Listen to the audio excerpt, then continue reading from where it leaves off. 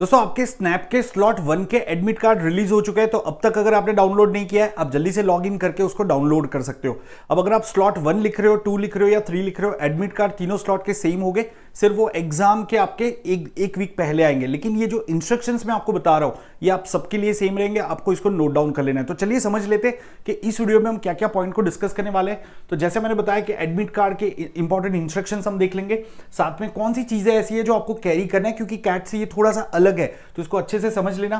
Paper pattern क्या रहेगा एक बार रिकैप कर लेंगे। एंड न्यू फ्री बैच मैं आप लोगों के लिए लेके आ रहा हूं, तो उसके बारे में मैं आपको पहले बता देता हूं। सो दोस्तों before we look at the instructions for SNAP admit card, ये आपको मैं बताना चाहता हूं 1 दिसंबर से, that is right after CAT, मैं शुरू कर रहा हूं ये स्नैपशॉट 2025। जैसा आपको पता है हर साल मैं आप लोगों के लिए फ्री सीरीज लेके आ रहा हूं, तो इस साल भी मेरी कोशिश रहेगी आपको बेस्ट प्रिपरेशन कराई जाए ताकि आप 99 परसेंटाइल स्कोर करो। तो इस जो पहला सेशन है उसका लिंक आपको डिस्क्रिप्शन में मिल जाएगा। आप सबको मेरे साथ में जुड़ जाना है 1 दिसंबर को रात को 8 बजे। अब टॉपिक पे वापस आते हैं और समझ लेते हैं स्नैप का एडमिट कार्ड आपका कैसा दिखेगा और आपको क्या क्या चीजों का ध्यान रखना है। तो जैसे ही आप एडमिट कार्ड डाउनलोड करोगे, ये एक स्टूडेंट का मैंने एडमिट कार्ड डाउनलोड किया है, आप यहाँ पे अपना नाम वगैरह वेरीफाई कर लेना, सब बराबर है। अगर कुछ भी गड़बड़ी लगती है आप उनको इमीडिएटली मेल कर सकते हो, पहली चीज। तो अब यहाँ पे आपको पहले तो अपना स्लॉट यहाँ पे दिख जाएगा कि आपका जो फर्स्ट स्लॉट है वो 6 दिसंबर को हो रहा है, तो 2 शिफ्ट में ये पेपर हो रहा है। तो आपको यहाँ पे दिख जाएगा आपका कौन सा शिफ्ट 1 है या शिफ्ट 2 है, ठीक है, तो वो आपको चेक कर लेना है। और यहाँ पे आपको अपना फोटोग्राफ दिखेगा, मैंने एक डमी फोटोग्राफ रखा है, और यहाँ पे आपको दूसरा एक अपना फोटोग्राफ लेटेस्ट यहाँ पे पेस्ट करना है। एक अच्छी चीज ये है कि कैट की तरह यहाँ पे आपको वही फोटोग्राफ जो आपने अपलोड किया था वो पेस्ट करने की जरूरत नहीं है। अब अपना लेटेस्ट कोई भी पासपोर्ट साइज फोटोग्राफ ये स्पेस में आपको पेस्ट कर देना है, ठीक है। तो ये एक चीज हो गई। बाकी आपको अपनी दूसरी डिटेल्स यहाँ पे दिखेगी, तो वो सारी आपको चेक कर लेनी है। अब जो सबसे इंपॉर्टेंट चीज है इंस्ट्रक्शंस कि क्या क्या चीजों का आपको ध्यान रखना है।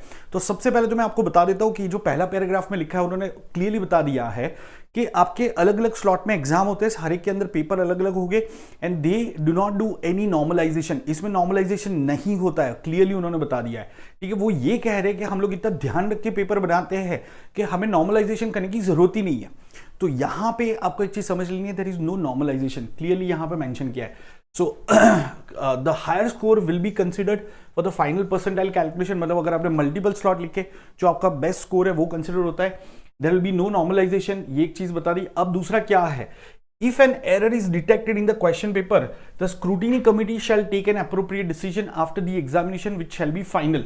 मतलब अगर कोई एरर डिटेक्ट हुआ वो आप नहीं बताओगे, ठीक है, आपको कोई अपॉर्चुनिटी नहीं मिलती है कि आप उसको चैलेंज करो, ये सारा वो लोग खुद से देखते हैं। और अगर कोई एरर डिटेक्ट हुई तो वो इमीडिएटली उसके हिसाब से मार्क्स सबको दे देते हैं, ठीक है। उसका प्रोसेस क्या है वो भी उन्होंने यहाँ पे नहीं लिखा है। अब जो एडमिट कार्ड है उसके ऊपर वापस आ जाते हैं, तो आपको कलर प्रिंट आउट लेना है दोस्तों, ये एक चीज का ध्यान रखो।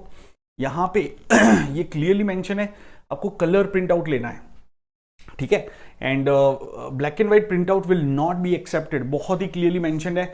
तो प्लीज ये गलती मत करना कि आप ब्लैक एंड व्हाइट लेके चले गए। यहाँ पे एक छोटा सा पॉइंट मैं सजेस्ट करूंगा दोस्तों, हो सके तो आपका दोनों पेज है उसका अलग अलग प्रिंट आउट ले लो, मतलब आपका पहला पेज और इंस्ट्रक्शन अगर थोड़ा सा एक्स्ट्रा भी कैरी ओवर हो जा रहा है दूसरे पेज पे, तो आप प्लीज वो चीज कर लेना। क्यों? क्योंकि वो पेज को आप एज ए रफ पेज भी यूज कर सकते हो। आपका अगर थोड़ा पार्ट इंस्ट्रक्शन का दूसरे पेज पे चला गया सपोज, ठीक है, आपने थोड़ा प्रिंट आउट ऐसे लिया, तो वो जो दूसरा पेज बाकी का खाली रहेगा वहां पे आप रफ वर्क कर सकते हो, कोई दिक्कत नहीं है उसमें, ठीक है। अच्छा, दूसरी एक चीज है कि यहाँ पे आइडेंटिटी प्रूफ अपना आपको लेके चले जाना है, तो वो तो आपको पता है क्या क्या चीजें आपको कैरी करनी है। तो so along with admit card and identity proof आपको वाटर बॉटल लेके जाना है, इफ यू नीड, कोई उधर से वाटर बॉटल प्रोवाइड नहीं करेगा। Simple ball point pen, CAT के अंदर आपको रफ पैड एंड पेन दिया जाता है, यहां पे पेन आपको लेके जाना है, याद रखना ये चीज।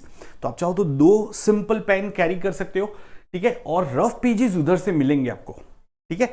यहां पे कहीं पे भी लिखा नहीं है कि rough pages will be provided, but rough pages आपको वो लोग देते हैं, ठीक है। एंड उसके अलावा आपको कोई भी गैजेट्स, मोबाइल, वॉच, ये कुछ भी लेके नहीं जाना है, ठीक है। तो ये चीज़ों का ध्यान रखना, जितना हो सके उतना सिंपल तरीके से जाओ। काफ़ी लोग एक सवाल करते हैं कि सर कीज़ कैरी कर सकते हैं दोस्तों, तो कीज़ अगर आपकी डिजिटल नहीं है, मतलब नॉर्मल की है, तो वो आप कैरी कर सकते हो। अगर थोड़ी सी भी हाई फाई कीज़ है तो वो स्क्रूटिनी में चला जाता है, शायद बाहर रखवा सकते हैं। तो ये आपके इंपॉर्टेंट इंस्ट्रक्शंस है। एक और चीज़ दोस्तों, आपको कितने बजे उधर पहुंचना चाहिए। तो अगर आपका सपोज 4:30 का पेपर है तो आपको तकरीबन 3:30 तक उधर पहुंच जाना चाहिए। कंफर्टेबली आप चेक इन कर सकते हो, कोई दिक्कत नहीं होगी, ठीक है। बहुत जल्दी उधर 2 बजे या ऐसे पहुंच जाने की जरूरत नहीं है। एट द सेम टाइम बहुत लास्ट मिनट पे भी मत रखना, ठीक है। 1 घंटे का पेपर है, एकदम फ्रेश आप होने चाहिए। जैसे ही एंटर करते हो फ्रॉम द मोमेंट गो, आपको अपना 100% देना होगा। 1 घंटा कहाँ पे खत्म हो जाता है पता नहीं चलेगा। तो एक बार जल्दी से इसका पेपर पैटर्न रिकैप कर लेते हैं। तो गाइज आप सबको पता है 60 क्वेश्चन है, 60 मिनट का समय है।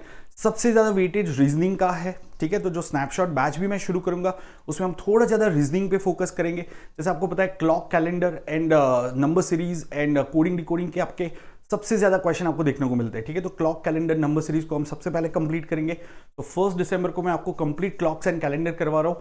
तो लिंक मैंने डिस्क्रिप्शन में रख दिया, उसको जरूर से अटेंड कर लेना।